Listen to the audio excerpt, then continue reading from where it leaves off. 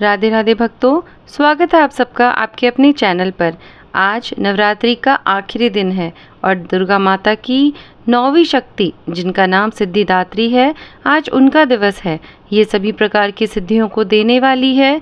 नवरात्रि पूजन के 9वें दिन इनकी उपासना की जाती है।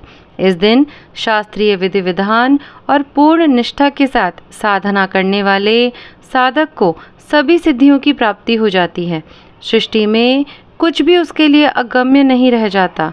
ब्रह्मांड पर पूर्ण विजय प्राप्त करने की सामर्थ्य उसमें आ जाती है। मार्कंडेय पुराण के अनुसार अणिमा, महिमा, गरिमा, लघिमा, प्राप्ति, प्राकाम्य, ईशित्व व वशित्व ये 8 सिद्धियां होती हैं। ब्रह्म वैवर्त पुराण के श्री कृष्ण जन्म खंड में यह संख्या 18 बताई गई है। इनके नाम कुछ इस प्रकार है: अणिमा, लघिमा, प्राप्ति, प्राकाम्य, महिमा, ईशित्व, वाशित्व, सर्व काम वसयायिता, सर्वज्ञत्व, दूर श्रवण, परकाय प्रवेशण, वाक सिद्धि, कल्प वृक्षत्व, सृष्टि, संहार करण सामर्थ्य, अमरत्व, सर्वन्यायकत्व, भावना व सिद्धि। माँ सिद्धिदात्री भक्तों और साधकों को ये सभी सिद्धियां प्रदान करने में समर्थ है। देवी पुराण के अनुसार भगवान शिव ने इनकी कृपा से ही इन सिद्धियों को प्राप्त किया था। इनकी अनुकंपा से ही भगवान शिव का आधा शरीर देवी का हुआ था। इसी कारण वे लोक में अर्धनारीश्वर नाम से प्रसिद्ध हुए। माँ सिद्धिदात्री 4 भुजाओं वाली है। इनका वाहन सिंह है। ये कमल पुष्प पर भी आसीन होती हैं। इनकी दाहिनी तरफ के नीचे वाले हाथ में कमल पुष्प है। प्रत्येक मनुष्य का यह कर्तव्य है कि वह माँ सिद्धिदात्री की कृपा प्राप्त करने का निरंतर प्रयत्न करे, उनकी आराधना की ओर अग्रसर हो। इनकी कृपा से अनंत दुख रूप सागर से निर्लिप्त रहकर सारे सुखों का भोग करता हुआ वह मोक्ष को प्राप्त कर सकते हैं। नवदुर्गाओं में माँ सिद्धिदात्री अंतिम है। अन्य 8 दुर्गाओं की पूजा उपासना शास्त्रीय विधि विधान के अनुसार करते हुए भक्त दुर्गा पूजा के 9वें दिन इनकी उपासना में प्रवृत्त होते हैं। इन सिद्धिदात्री माँ की उपासना पूर्ण कर लेने के बाद भक्तों और साधकों की लौकिक, पारलौकिक सभी प्रकार की कामनाओं की पूर्ति हो जाती है। सिद्धिदात्री माँ के कृपा पात्र भक्त के भीतर कोई ऐसी कामना शेष नहीं बचती जिसे वह पूर्ण करना चाहे। वह सभी सांसारिक इच्छाओं, आवश्यकताओं और स्पृहाओं से ऊपर उठकर मानसिक रूप से माँ भगवती के दिव्य लोकों में विचरण करता हुआ, उनके कृपा रस पीयूष का निरंतर पान करता हुआ विषय भोग शून्य हो जाता है। माँ भगवती का परम सानिध्य ही उसका सर्वस्व हो जाता है। इस परम पद को पाने के बाद उसे अन्य किसी भी वस्तु की आवश्यकता नहीं रह जाती। माँ के चरणों का यह सानिध्य प्राप्त करने के लिए हमें निरंतर नियमनिष्ठ रहकर उनकी उपासना करनी चाहिए।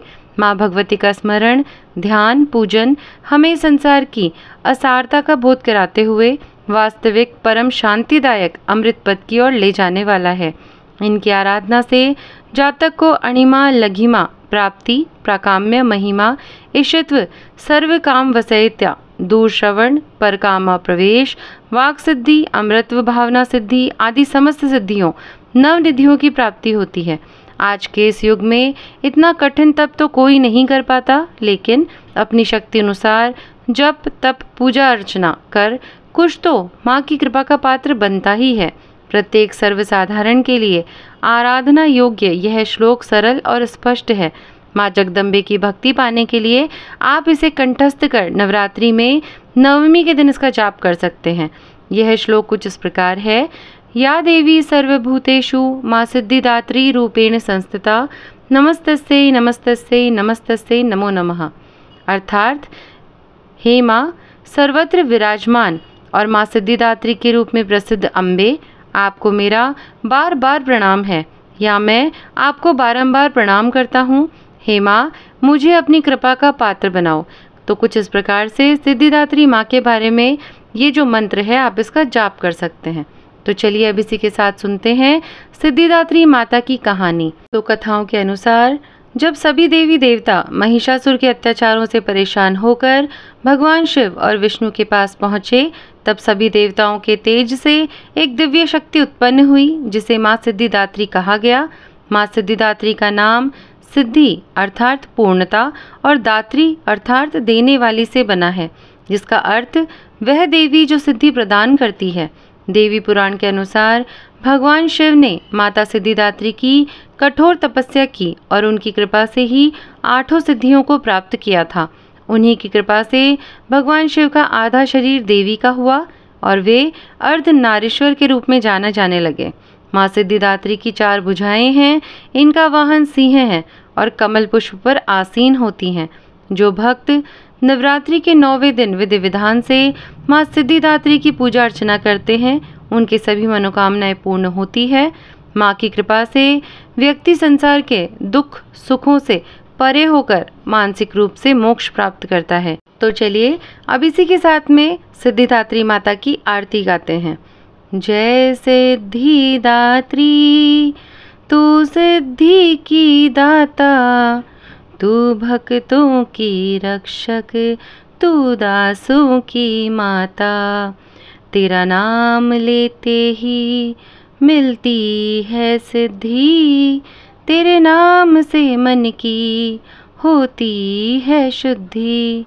कठिन काम सिद्ध कराती हो तुम माता, हाथ सेवक के सर धरती हो तुम माता।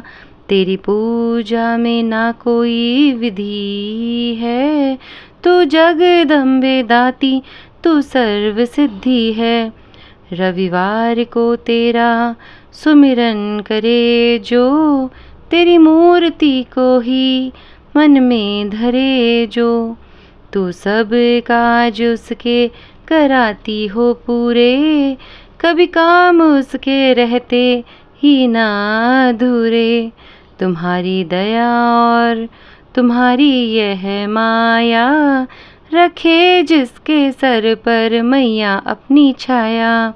सर्व सिद्धि दाती वो है भाग्यशाली, जो है तेरे दर का ही अम्बे सवाली।